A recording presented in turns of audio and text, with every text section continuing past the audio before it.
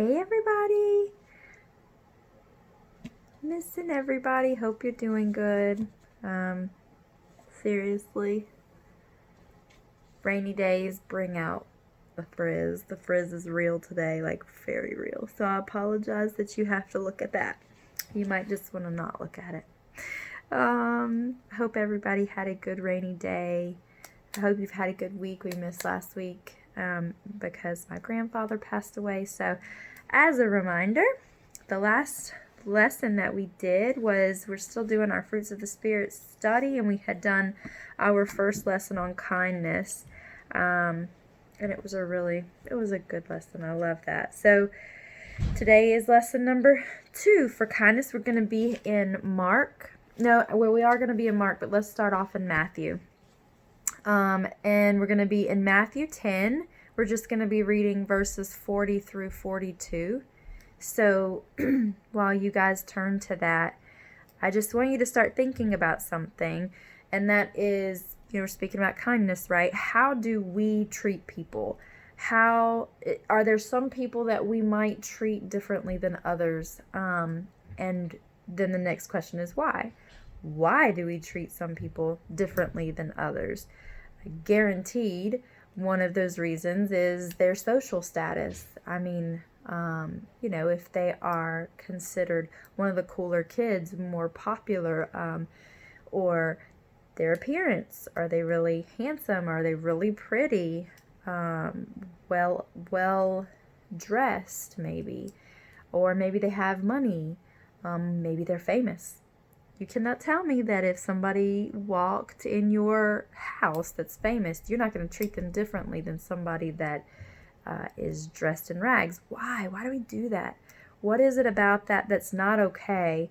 And how can we adjust that? Because you see, kindness is great, but if we're only showing kindness to the people we think deserve it, are we doing what God wants us to do? So if you've made it to Matthew 10, and we're reading verses 40 through 42, here we go. Anyone who receives you receives me, and anyone who receives me receives the Father who sent me. If you receive a prophet as one who speaks for God, you will be given the same reward as a prophet.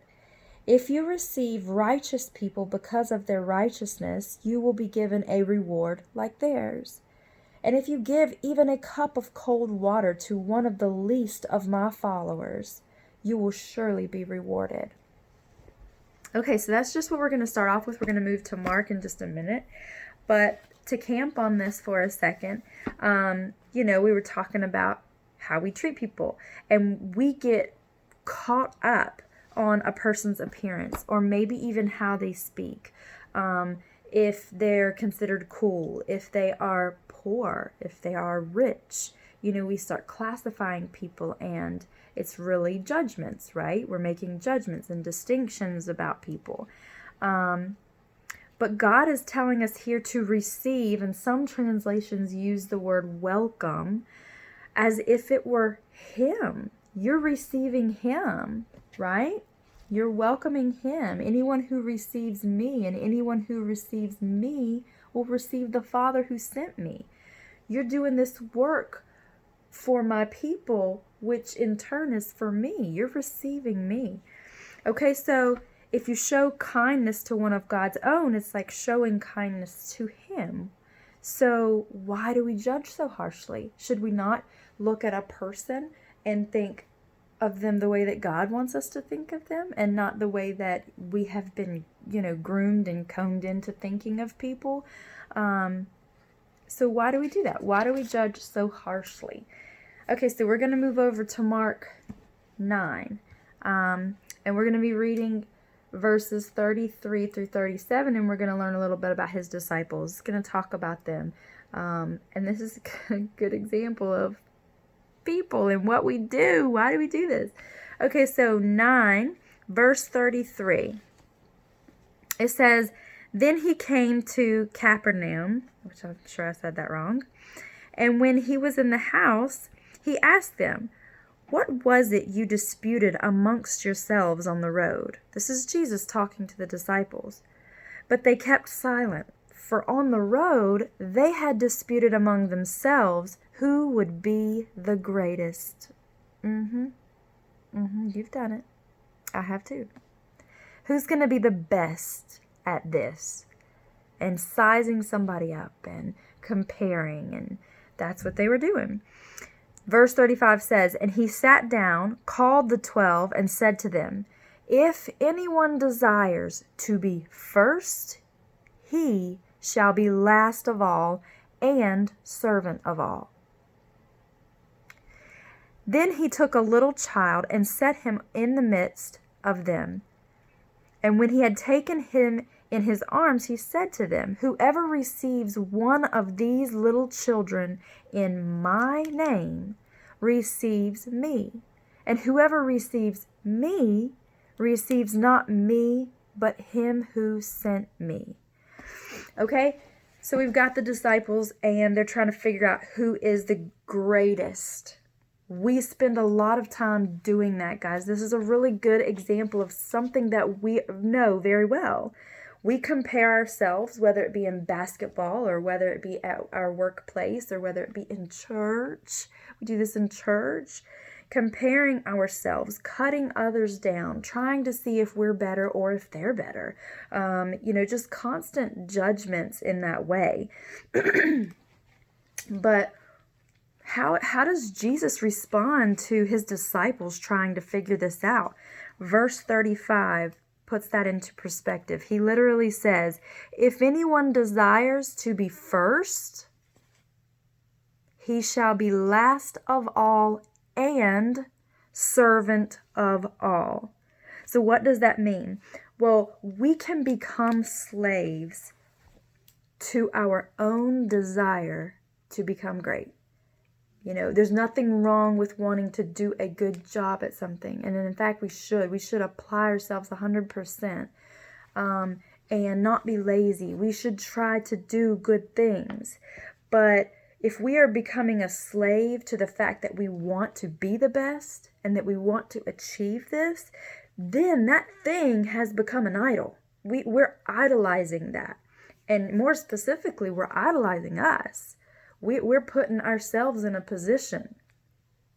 This hierarchy, we want to be up, better. We're building us up, right? So we do not want to do that. You need to check yourselves and your motives in those moments where you're feeling this need to just to be better and better, or you're comparing or you're judging. We should always try our best and reach for goals, especially if those goals are placed in our path by the Lord. If we're following his will and he puts something in front of us, we should apply ourselves 100%. But has it become a self-righteous goal to make us look good because we want everybody around us to see us?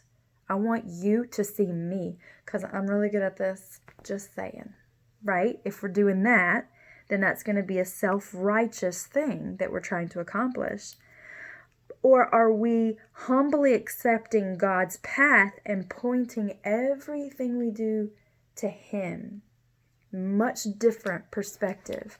I accept that I'm going to do this. I'm going to do my best job for the Lord. And within all of that, you should be able to see things like the fruits of the Spirit. People should be able to see that in us. They should be able to see kindness mixed into this goal, this thing that we're doing, whatever it might be, who we are welcoming, who we are being kind to, what goal we're trying to reach. They should be able to see kindness, love, peace, patience, because those things are of God. That is going to point them to him and not us, right? That's what we should want. So, I love verse 36, if we're going back into Mark, says, "Then he took a little child and set him in the midst of them. And when he had taken him in his arms, he said, Whoever receives one of these little children in my name receives me." Okay, so I wanted to learn this in my study, that children held a low place in the Jewish society. So for a second, just kind of roll through your mind, who we consider in our society to be maybe a lower class of people, the lowly of the United States. Who do we judge in that way? And I'm not going to go through specifics, but I'm sure things are popping in your mind. Well, Jesus is using children here, which were considered low for the Jewish society. And then he says, whoever receives one of these little children in my name receives me. Take the lowest, the least of my followers, the least. If you receive them, you're receiving me. You're welcoming me. And not just me, but him who sent me. So I remember when we went to, I think this was probably 2 years ago, at TBR, they were talking about, it was a Magnify theme. It really was one of my favorites ever. But one of the things that was in the Quiet Time book was, don't think less of yourself, but think of yourself less, right? So you're not putting yourself down. You don't want to put yourself down. I'm not saying that that's what you should do, but think of yourself less. So if we're thinking of ourselves less, then we're not trying to magnify ourselves.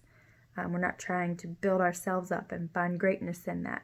And if we're doing something for Christ's sake, right, then it's pointing them to him. We can welcome somebody. We can encourage somebody. We can help somebody, whether that's if they've fallen down, if they need help opening the door at the grocery store, taking their cart back, whatever it is that they might need, loading their groceries into their car or helping them with whatever. Those are just really small examples. We can feed people. We can offer food to those that might need it. We can clothe people. We can listen. We can check on somebody that you think of during the day. Maybe God just lays them on their heart and you're like, okay, I'm going to send them a text message because maybe they just need somebody to reach out. You could stand up for somebody.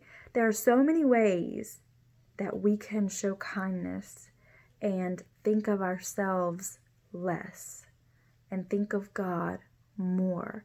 We can see these people through God's eyes, and not through this lens that man has created.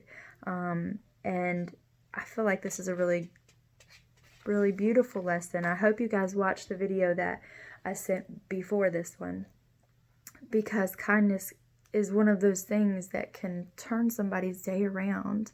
And in this time, there are a lot of people struggling and could use a smile or just an act of kindness. And so I want to encourage you this week to catch yourself as you judge, to catch yourself as you're thinking of others as maybe low, and immediately say that I will be receiving Christ and God himself. What would you do if Jesus walked up to your door disguised as a homeless person? How would you receive him? How would that look? And challenge yourself this week to show kindness randomly, not for anything in return, just randomly showing kindness to somebody. And I pray that it would bless you, because I know that it will bless the Lord. And that's all I got for tonight. So I love you all. I miss you. And I hope you're doing well. Let me know if there's anything at all that you want me to pray for you about. I love to pray. And I certainly love to pray for you all. So it's never a bother. And yeah. All right. I love you guys. Bye.